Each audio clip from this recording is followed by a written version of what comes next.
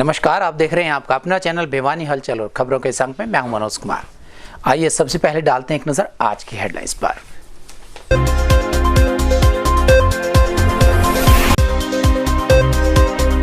जिले में रविवार को 42 कोरोना पॉजिटिव हुए ठीक। खबर लिखे जाने तक नहीं मिला कोई केस।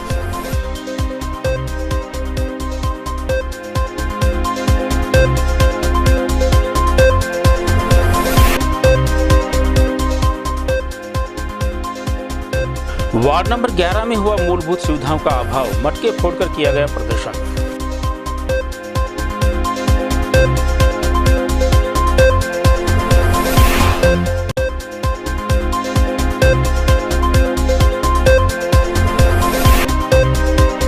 विप्रो फाउंडेशन संस्था द्वारा किया गया ब्राह्मण सभा का आयोजन, होनहार बच्चों के उत्थान का उठाया बीड़ा।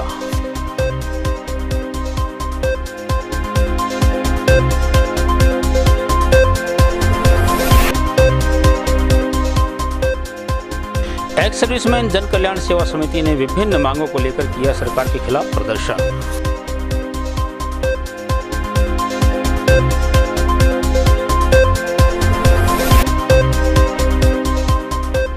हाथरस मामले को लेकर विभिन्न सामाजिक संगठनों ने किया जोरदार प्रदर्शन।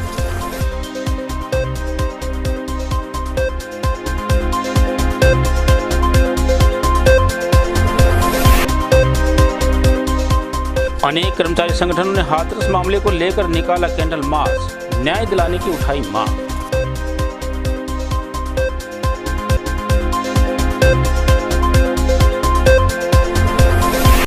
और अब खबरें विस्तार से। रविवार का दिन भिवानी वासियों के लिए कोरोना पॉजिटिव केसेस मामले में सुखद रहा। यहां दोपहर तक जहां 42 कोरोना पॉजिटिव ठीक हुए, वहीं दोपहर बाद तक कोई भी कोरोना केस नहीं आया था। अब तक आए कुल 2875 केसेस में से 2612 ठीक हो चुके हैं। वहीं अब 227 एक्टिव केसेस बचे हैं। खबर लिखे जाने तक 150 सैंपल्स लेकर जांच के लिए भेजे जा चुके थे। सिविल सर्जन डॉक्टर जितेंद्र काद्या ने बताया कि भिवानी जिले में रविवार दोपहर तक कोरोना पॉजिटिव का कोई भी केस सामने नहीं आया है। अब तक जिले में कुल 2875 कोरोना पॉजिटिव हो चुके हैं, जिसमें से 2612 लोग ठीक हो चुके हैं। अब जिले में कोरोना के 227 एक्टिव केस हैं। खबर लिखे जाने तक रविवार को जिले से 150 सैंपल लिए जा चुके हैं। जिले में रविवार को 42 कोरोना पॉजिटिव ठीक हुए हैं। वहीं सिविल सर्जन डॉक्टर जितेंद्र काद्या ने जिले वासियों से अपने स्वास्थ्य का पूरा ध्यान रखने की अपील की है। अगर किसी भी व्यक्ति को जुकाम, बुखार या गले की तकलीफ होती है तो वो तुरंत डॉक्टर से संपर्क करके अपनी जांच अवश्य करवाएं। नगर के वार्ड नंबर 11 के निवासियों का गुस्सा मूलभूत सुविधाओं के अभाव में 7वें आसमान पर पहुंचा दिखाई दिया। यहां तक कि उन्होंने बताया कि पार्षद के घर के आसपास का क्षेत्र छोड़कर कहीं भी साफ सफाई नहीं हो रही है। वहीं पानी व सीवरेज की समस्या से परेशान होकर क्षेत्रवासियों ने मटका फोड़ प्रदर्शन किया और समस्याओं के समाधान की मांग की। आपको बता दें कि बीते करीब 1 महीने से वार्ड नंबर 11 के निवासी दूषित पेयजल आपूर्ति से खासे परेशान हैं। साथ ही उनके वार्ड में सीवरेज व्यवस्था भी पूर्ण रूप से ठप पड़ी है तथा सड़कों का भी बेहाल है। वहीं वार्ड वासियों ने बताया कि वे वार्ड के पार्षद कविता यादव को भी अनेकों बार अपनी शिकायत दर्ज करवा चुके हैं।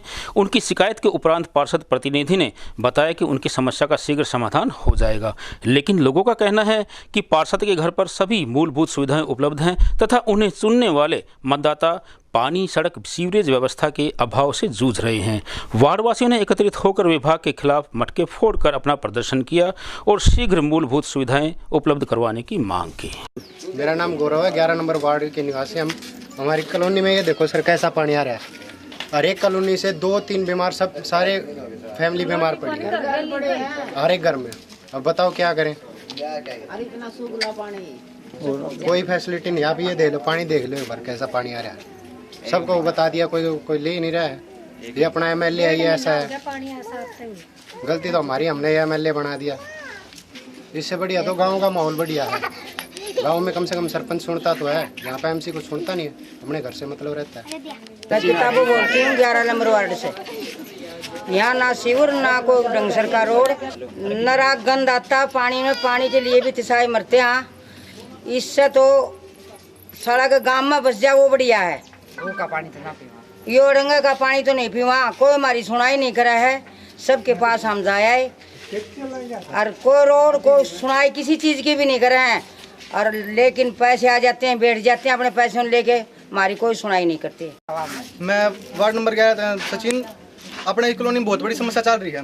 सीवर का पानी इतना बहुत भयंकर आ रहा है कि हर घर में बच्चा बीमार होना रहा है। उस बीमारी के कारण इतने बच्चे बीमार हो लिए हैं कि गरीब परिवार है ना, सब ने इतना दुखी होना पड़ रहा है कि बहुत ज़्यादा। हालांकि आड़ते दवाई लेने जाओ तो डॉक्टर भी नहीं कहता हम इतने बीमार कर दो क्या हो, और इस पानी ने देख देख के ना पीने का भी जी ना करता। तो मेरी गुजारिश है कि मंत्री साहब ने कहो, अपने वार्ड का जो MC है उसने कहो कि पानी की समस्या ने सही। तो MC साहब को आपने कही नहीं क्या करा, सुने तो कौन MC की तो कौन देखा है, वो तो उड़े बैठे बैठे स्वाद ले है। जब काम हो जब वोट मांगने जब तो ताईर बेबे भाई सारे इकट्ठे करके नाड़ माड़ा गलवा जा है, फिर आओ कौन मुँह दिखाण। वो 11 नंबर वार्ड कॉलोनी है और बैंक कॉलोनी है जी, तरबीनी जोड़ी के पास। इसमें पानी नहीं आ रहा है जी, बिल्कुल भी बहुत परेशान है। एक आधा पानी का आता है 3-4 दिन में, वो बिल्कुल काला पानी या पीला पानी आता है, मट्टी आती है निरी, उसमें जी भी आते हैं और उसमें पत्ते भी आते हैं, पता नहीं क्या क्या रंग आता है उसमें। कितने दिन से समस्या है ये समस्या 12 महीने से बिल्कुल डाउन हो रही है जी, आ ही नहीं रहा बिल्कुल भी पानी। 12 महीने से बिल्कुल भी पानी नहीं आ रहा। इधर उधर से पीने के पानी ला रहा है, टैंकर मंगा रहा है तो टैंकर वाले भी मना करने लगे। टैंकर वाले बोलते हैं जी इतना पानी नहीं भेजेंगे हम, महीने में 2 महीने में एक टैंकर पानी भेजेंगे, फिर वो पियेंगे क्या से, कपड़े कहाँ से धोएंगे, लेटरिन बाथरूम कहते हैं साफ सफाई रखो, साफ सफाई कहाँ से रखे, पानी तो है नहीं, पानी बगैर साफ सफाई कैसे रहेगी। और बैंक कॉलोनी त्रिवेणी रोड, ना हमारा पानी आंदा, ना हमारे 11 नंबर वार्ड है, और ना हमारे गड्ढे देखो कितने पड़े हैं, रोड नहीं ठीक, कुछ भी सुविधा नहीं है। आराम बार बार जा लिए, DC दो राम जा लिए, पानी वाले दो राम जा लिए। निवासी वार्ड नंबर 11 से दर्शना, 8 साल से यहाँ रह रही हूँ। इतना बुरा हाल गलियों का है और इतना मतलब पानी की तो इतनी समस्या बहुत ज्यादा कि पीने का पानी भी हमें नहीं मिल रहा, ना यहाँ पे स्ट्रीट लाइट है ना कुछ है। वास्तव में क्या है, जो हमारा जो त्रिवेणी जोड़ी जो कॉलोनी है वो पहले कमेटी लिमिट में नहीं थी, वो मैंने अब कमेटी लिमिट में अप्रूव करवाई है, और वहाँ अब जल्द ही अमृत योजना के तहत हर घर तक सीवर पानी पहुँचने का काम होगा, और उसके बाद पक्की गलियाँ बनेगी, लाइट व्यवस्था सब कुछ हो जाएगा। ये आपके माध्यम से मैं जनता को विश्वास दिलाता हूँ। दवाई वगैरह छिड़काव सर क्या है, हमारे कमेटी पे मशीन भी है, लेकिन समय पीरियड होता है, मान ली सुबह इस टाइम तक और शाम को इस टाइम तक, वहाँ उस टाइम एक दो रहेगी गलियाँ, वहाँ करवा दूँगा छिड़काव जो भी बची हुई। जो एरिया वहाँ नहीं जारी, जो कमेटी लिमिट में नहीं है, जो कमेटी में वार्ड में एरिया है वहाँ गाड़ी बिल्कुल जारी है। कुछ एरिया हमारा कमेटी लिमिट में अभी अप्रूव नहीं हुआ है, और वहाँ बिना अप्रूव हुई हम कैसी गाड़ी भेज सकते हैं। स्थानीय दिनोद गेट क्षेत्र स्थित ब्राह्मण धर्मशाला में शनिवार को राष्ट्रीय स्तर की संस्था विप्रो फाउंडेशन द्वारा एक विशेष बैठक का आयोजन किया गया।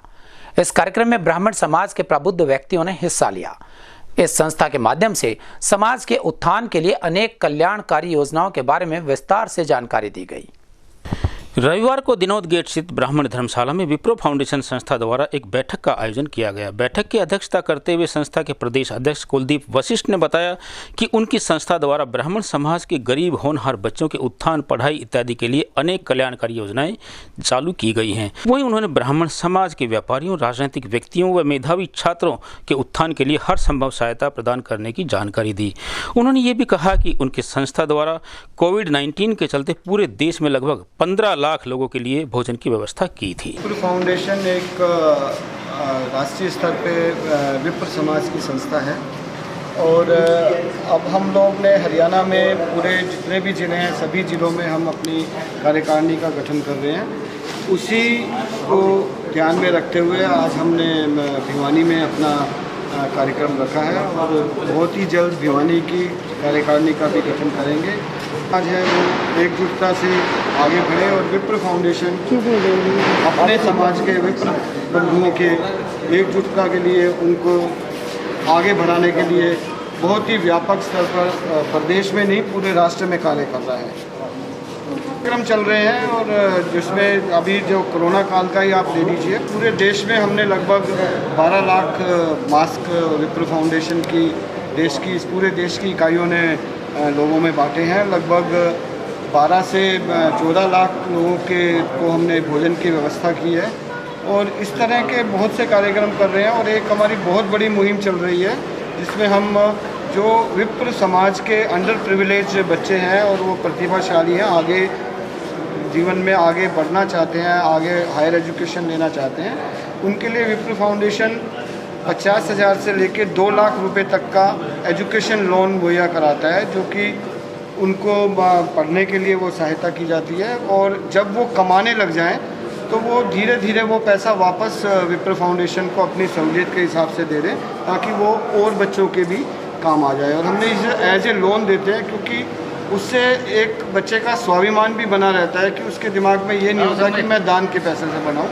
उसके दिमाग में ये होता है कि भाई मैंने लोन दिया और एक संस्था ने मेरा हाथ पकड़ा, और उस संस्था को जब मैं सक्षम हो जाऊँ तो मुझे वो पैसा वापस करना, जो कि और दूसरे उसके भाइयों के वो काम है। हाल ही में जैसे मैंने आपको बताया कि अब हम पूरे प्रदेश में विप्र फाउंडेशन की इकाइयों का गठन कर रहे हैं।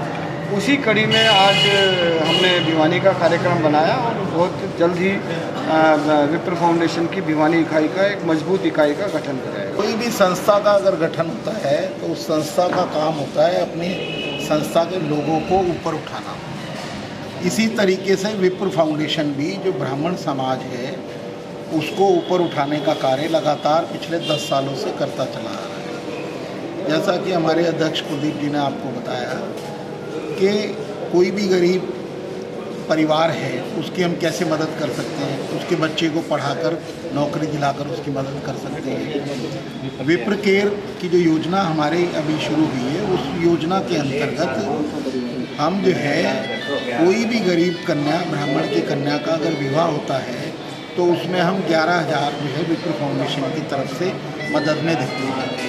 कोई भी अगर गरीब परिवार का सदस्य किसी कैंसर से, कोरोना से अगर पीड़ित होता है तो हम उस परिवार को 5,000 रुपये जो है उसके अकाउंट में डाल देते हैं। कोई भी गरीब परिवार का बच्चा पढ़ रहा है तो पढ़ाई तो सरकार ने फ्री कर रखी है, लेकिन किताबों का खर्चा जो है वो परिवार नहीं उठा पाता, तो विप्र फाउंडेशन उसको किताबें खरीदने के लिए 2,500 रुपये जो है वो अपनी तरफ से लेता है। तो इस तरीके से हम 500 परिवारों का के भोजन की व्यवस्था, एक महीने का भोजन जो है वो जिसमें आता है, तो हम 500 परिवारों को जो है फ्री भोजन उपलब्ध करा रहे हैं। इसी तरीके से पूरे देश के अंदर लगभग 10,000 परिवारों की हम भोजन की व्यवस्था कर रहे हैं।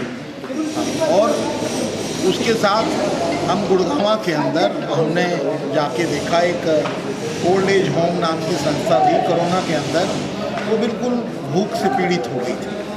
उसके पास वहाँ पे 35 महिलाएं रहती हैं, उनके पास खाने के लिए भी जो है बहुत समस्या पैदा हो गई थी, लोगों ने जाना आना बंद कर दिया था।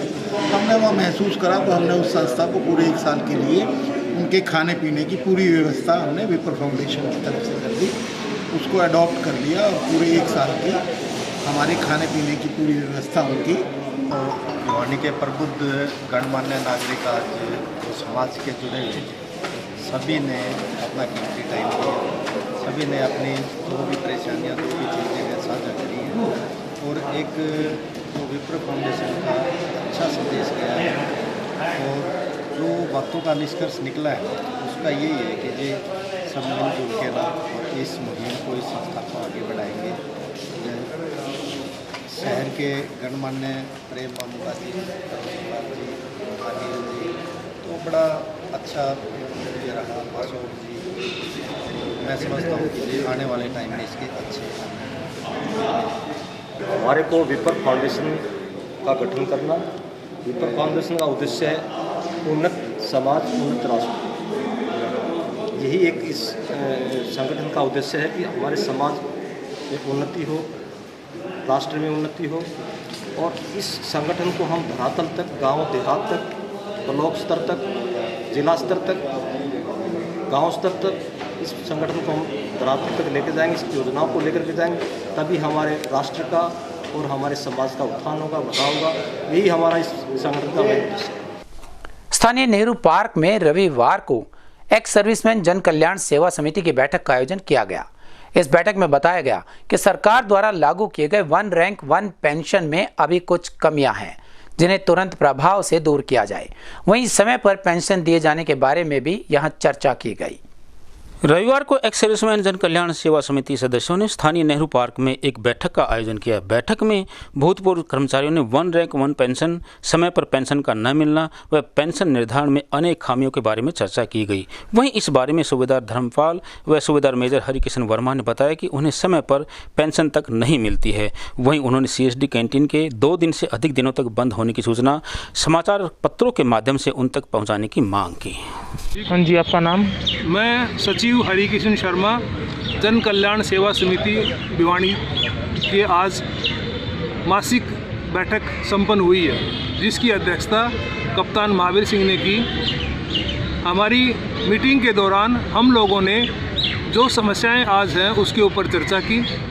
सबसे पहले हमने CSD के प्रबंधक के बारे में बात की, क्योंकि CSD पिछले 7 दिन से बंद है और किसी को कोई सूचना नहीं दी गई। हम चाहते हैं कि CSD का प्रबंधक जब भी कभी 2 या उससे अधिक दिनों तक CSD कैंटीन बंद हो तो उसकी सूचना समाचार पत्र के माध्यम से सबको दे, ताकि लोगों की परेशानियां मिट सकें। मांगे हैं। एक तो मैं ये कहता हूँ कि हमारे देश के अंदर जो भी, चाहे वो राजनेता हुआ, चाहे वो विपक्ष के या पक्ष के हैं, आर्मी के जो भी जवान हैं या अफसर हैं, जेसीओज हैं, उनके ऊपर जो उंगलियां उठाते हैं भाई इनकी पे के बारे में, ये ऐसे करते हैं, वो कैसे, ये चीज़ें हैं जो फौज के बारे में ना बोली जाए। फौज एक देश को सुरक्षित रखने वाली है और इसी के आधार पर हमारा देश है जो जिंदा बैठा हुआ है। दूसरी बात, हमारे जितने भी जो हमारे बालकृष्ण साहब हैं, उन्होंने जो कुछ चीज़ें बताई हैं, हमारी मासिक है जो हर महीने की पहला संडे 10 बजे नेहरू पार्क के अंदर मीटिंग होती है और यही हमारी मांगे होती हैं भाई जो भी हमारे साथ गलत व्यवहार या गलत सलूक है वो नहीं होना चाहिए। जैसे हर पेपर के अंदर आती है आर्मी का अफसर जवानों के साथ अत्याचार या बुरा काम कराते हैं, बदतमीजी कराते हैं, ये चीज़ें हैं जो पेपरों के अंदर नहीं आनी चाहिए। इससे हमारी आर्मी का जो मनोबल है वो नीचा गिरता है। उत्तर प्रदेश के हाथरस मामले में स्थानीय नेहरू पार्क में अनेक सामाजिक संगठनों ने एकत्रित होकर प्रदर्शन किया और पीड़ित परिवार के लिए न्याय की मांग की। उन्होंने राष्ट्रपति के नाम एक ज्ञापन भेजकर देश भर की बेटियों के लिए कानून बनाए जाने की मांग भी की और उत्तर प्रदेश सरकार को एक विफल सरकार बताया। रविवार को भिवानी के अनेक सामाजिक संगठनों ने एकत्रित होकर हाथरस घटना में पीड़ित परिवार को न्याय दिलाने की मांग को लेकर सरकार के खिलाफ जोरदार प्रदर्शन किया। People Development and Growth Organization की अध्यक्ष डॉक्टर अंजना सोनी ने प्रधानमंत्री से मामले में पीड़ित परिवार को न्याय दिलाने की मांग की है। ये पिछले दिनों हाथरस यूपी के अंदर जिस प्रकार बहन मनीषा के साथ गैंग रेप हुआ और गैंग रेप के बाद उसकी हत्या कर दी गई और वहाँ का जो प्रशासन है, वहाँ की जो सरकार है, उसने उसके खिलाफ जो मुकदमा दर्ज किया वो 307 का दर्ज नहीं किया, ना ही गैंग रेप का किया। उन्होंने कहा कि इसको तो किसी प्रकार की कोई चोट नहीं लगी हुई है। और साथियों, मैं ये बताना चाह रहा हूँ आपको कि जिस प्रकार से सरकार ने एक षड्यंत्र के तहत डेड बॉडी उसके बाद सफदरजंग में ले आई गई और उसके बाद उसका मेडिकल जो बनाया गया वो सारा बोगस था। वहीं राजकीय अनुसूचित जन महासंघ के महासचिव रंजीत सिंह दहिया ने राष्ट्रपति के नाम ज्ञापन भेजकर बेटियों की सुरक्षा के लिए कठोर कानून बनाने की मांग की है। वहीं एडवोकेट चरण सिंह दहिया व सुरेंद्र कुमार इत्यादि ने भी उत्तर प्रदेश सरकार को एक विफल सरकार बताया और उसे तुरंत प्रभाव से बर्खास्त करने की मांग की है। मेरा नाम डॉक्टर अंजना सोनी है। मैं People Development and Growth Organization के फाउंडर हूँ और आज जो हम लोगों ने ये रैली निकाली है और सब लोग आज हम लोग सब इकट्ठे हुए हैं, तो इसका जो मेन मोटिव है वो यही है कि जो मनीषा बच्ची के साथ दर्दनाक हादसा और उसकी जो मौत की गई है उसके लिए जस्टिस हम लोगों को चाहिए। मेरी गुजारिश है श्री माननीय प्रधानमंत्री जी से कि वो इस रेप से संबंधित जो भी केसेस आते हैं उसके ऊपर सख्त से सख्त कानून वो बनाए। चंद्रशेखर जी के नेतृत्व में काम कर रहे हैं और आज यहाँ पर भिवानी में नेहरू पार्क के अंदर बहुजन समाज के संगठन आज आए हुए हैं और बहन मनीषा के लिए जो हाथरस के अंदर जो ये घटना हुई है रेप की, उससे श्री माननीय प्रधानमंत्री नरेंद्र मोदी जी से हम ये हाथ जोड़कर विनती करते हैं कि रेप की घटनाओं के जो बलात्कारी हैं उनके ऊपर सख्त से सख्त कानून बनाया जाए और ऐसे दरिंदों को चौराहे पर खड़ा होकर सजाए मौत की सजा दी जाए। पूरे भिवानी जिले के विभिन्न सामाजिक संगठन एकत्रित होकर के बहन मनीषा के साथ जो बलात्कार हुआ और उसकी हत्या कर दी गई, उन हत्यारों को सज़ा दिलवाने के लिए आज हम महामहिम राष्ट्रपति के पास ज्ञापन भेजेंगे हमारा आंदोलन केवल दोषियों को सज़ा दिला करके और कंपनसेटरी जो पैसा है वो दिलाना तक नहीं है। हमारी ये मांग है सरकार से कि ऐसे कठोर कानून बनाए जाएं जिसके तहत ये जो मनों के अंदर मनमुटाव है, जो एक व्यवस्था की जो देन है, ये जो बलात्कार हुआ है, जो हत्या हुई है, ये एक जो मनोवादी व्यवस्था है, उसके कारण जो रंजिश पैदा हुई है दो समाजों के बीच में, ऐसे कठोर कानून बनाए जाएं कि आने वाले समय के अंदर कोई इस प्रकार की हिम्मत नहीं करे। सर्व कर्मचारी संघ हरियाणा के आह्वान पर कर्मचारी संगठनों के अनेक सदस्यों ने एकत्रित होकर हाथरस की घटना को शर्मनाक बताया और शहर के मुख्य मार्गों पर कैंडल मार्च निकाला। इन कर्मचारियों ने मांग की कि इस घटना में शामिल दोषियों, पुलिस व प्रशासनिक अधिकारियों के खिलाफ सख्त से सख्त कार्रवाई की जाए ताकि पीड़ित परिवार को न्याय मिल सके। इस बारे में सर्व कर्मचारी संघ अध्यक्ष मास्टर सुखधर सरोहा ने बताया कि हाथरस मामले पर सर्व कर्मचारी संघ ने हरियाणा में कैंडल मार्च निकालकर अपना प्रदर्शन किया है कि दोषियों को शीघ्र गिरफ्तार कर कड़ी से कड़ी सजा दी जाए ताकि भविष्य में इस प्रकार की घटना की पुनरावृत्ति न हो। आज इस घटना को लेकर पूरे देश में बेटियां व महिलाएं अपने आप को असुरक्षित मान रही हैं तथा स्कूल व कॉलेजों में पढ़ने वाली छात्राओं में भी काफ़ी डर का माहौल उत्पन्न हो गया है। लेकिन राज्य व केंद्र सरकार इस तरह के जघन्य अपराधों को रोकने के लिए कोई ठोस कदम नहीं उठा रही है।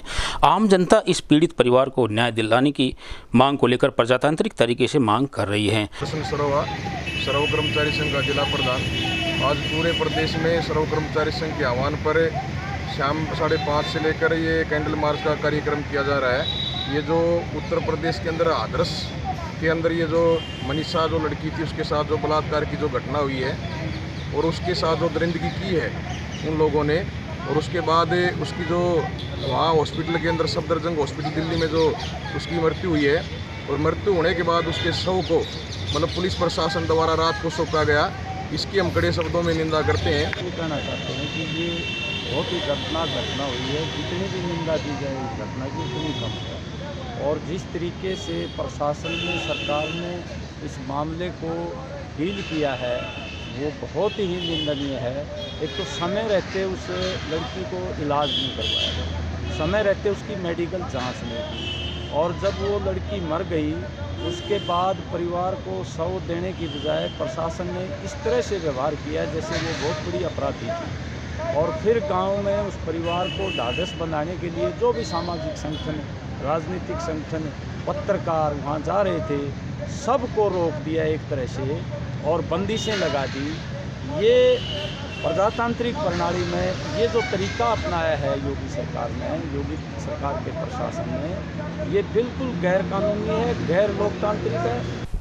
और अब जाने से पहले एक नज़र आज की हेडलाइंस पर।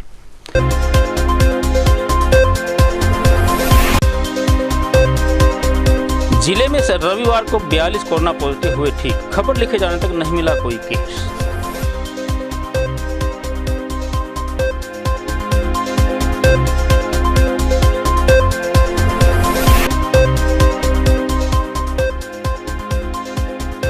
वार्ड नंबर 11 में हुआ मूलभूत सुविधाओं का अभाव, मटके फोड़कर किया गया प्रदर्शन।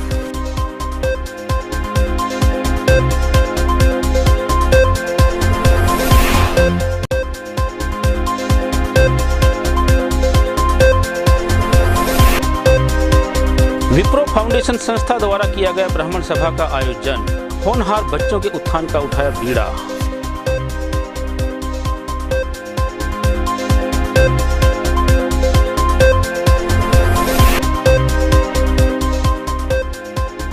एक्स सर्विसमैन जन कल्याण सेवा समिति ने विभिन्न मांगों को लेकर किया सरकार के खिलाफ प्रदर्शन।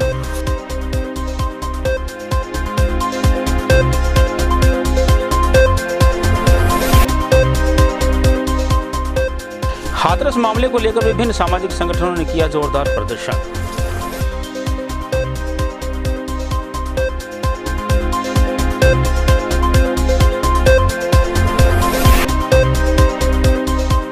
अनेक कर्मचारी संगठनों ने हाथरस मामले को लेकर निकाला कैंडल मार्च, न्याय दिलाने की उठाई मांग।